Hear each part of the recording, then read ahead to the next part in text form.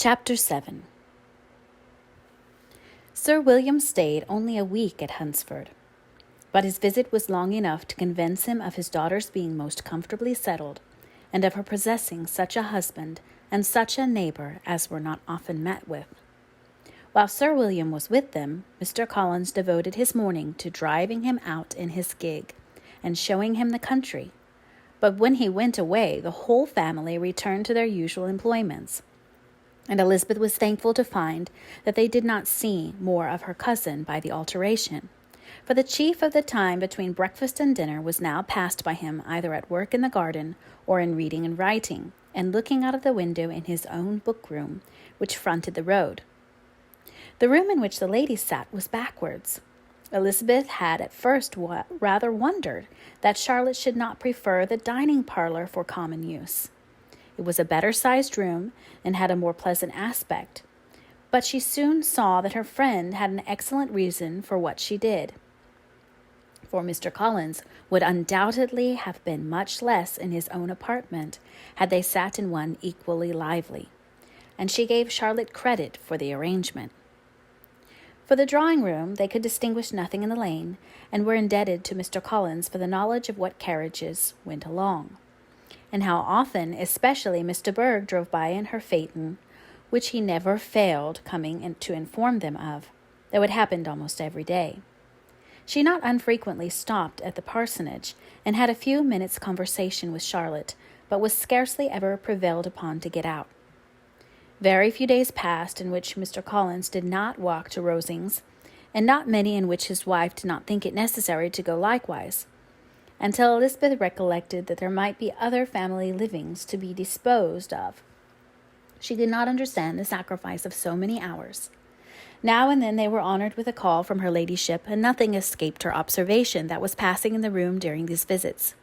She examined into their employments, looked at their work, and advised them to do it differently, found fault with the arrangements of the furniture, or detected the housemaid in negligence, and if she accepted any refreshment, seemed to do it only for the sake of finding out that Mrs. Collins's joints of meat were too large for her family. Elizabeth soon perceived that though this great lady was not in commission of the peace of the country, she was a most active magistrate in her own parish, the minutest concerns of which were carried to her by Mr. Collins, and whenever any of the cottagers were disposed to be quarrelsome, discontented, or too poor, she sallied forth in the village to settle their differences, silence their complaints, and scold them into harmony and plenty. The entertainment of dining at Rosings was repeated about twice a week, and allowing for the loss of Sir William and there being only one card table in the evening, every such entertainment was the counterpart of the first. Their other engagements were few, as the style of living in the neighbourhood in general was beyond Mr. Collins's reach. This, however, was no evil to Elizabeth, and upon the whole she spent her time comfortably enough. There were half-hours of pleasant conversation with Charlotte, and the weather was so fine for the time of year that she had often great enjoyment out of doors. Her favourite walk, and where she frequently went while the others were calling on Lady Catherine, was along the open grove which edged the side of the park, where there was a nice sheltered path, which no one seemed to value but herself, and where she felt beyond the reach of Lady Catherine's curiosity.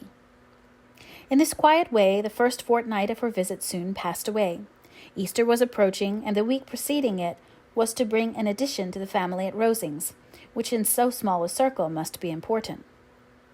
Elizabeth had heard soon after her arrival that Mr. Darcy was expected there in the course of a few weeks, and though there were not many of her acquaintances whom she did not prefer, his coming would furnish one comparatively new to look at their Rosings parties, and she might be amused in seeing how hopeless Miss Bingley's designs on him were by his behaviour to his cousin, for whom he was evidently destined by Lady Catherine, who talked of his coming with the greatest satisfaction, spoke of him in terms of the highest admiration, and seemed almost angry to find that he had already been frequently seen by Miss Lucas and herself.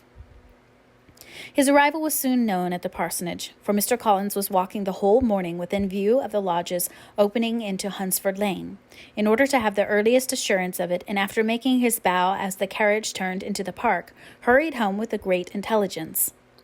On the following morning he hastened to Rosings to pay his respects. There were 2 nephews of Lady Catherine to require them, for Mr. Darcy had brought with him a Colonel Fitzwilliam, the younger son of his uncle Lord, and to the great surprise of all the party, when Mr. Collins returned, the gentleman accompanied him. Charlotte had seen them from her husband's room crossing the road, and immediately running into the other, told the girls what an honor they might expect, adding, "I may thank you, Eliza, for this piece of civility. Mr. Darcy would never have come so soon to wait upon me." Elizabeth had scarcely time to disclaim all right to the compliment before their approach was announced by the doorbell, and shortly afterwards the three gentlemen entered the room. Colonel Fitzwilliam, who led the way, was about 30, not handsome, but in person and address most truly the gentleman. Mr. Darcy looked just as he had been used to look in Hertfordshire, paid his compliments, with his usual reserve, to Mrs. Collins, and whatever might be his feelings toward her friend, met her with every appearance of composure. Elizabeth merely curtsied to him without saying a word. Colonel Fitzwilliam entered into conversation directly with the readiness and ease of a well-bred man, and talked very pleasantly, but his cousin, after having addressed a slight observation on the house and garden to Mrs. Collins, sat for some time without speaking to anybody. At length, however, his civility was so far awakened as to inquire of Elizabeth after the health of her family. She answered him in the usual way, and after a moment's pause added, "My eldest sister has been in town these 3 months. Have you never happened to see her there?" She was perfectly sensible that he never had, but she wished to see whether he would betray any consciousness of what had passed between the Bingleys and Jane, and she thought he looked a little confused as he answered that he had never been so fortunate as to meet Miss Bennet. The subject was pursued no farther, and the gentlemen soon afterwards went away.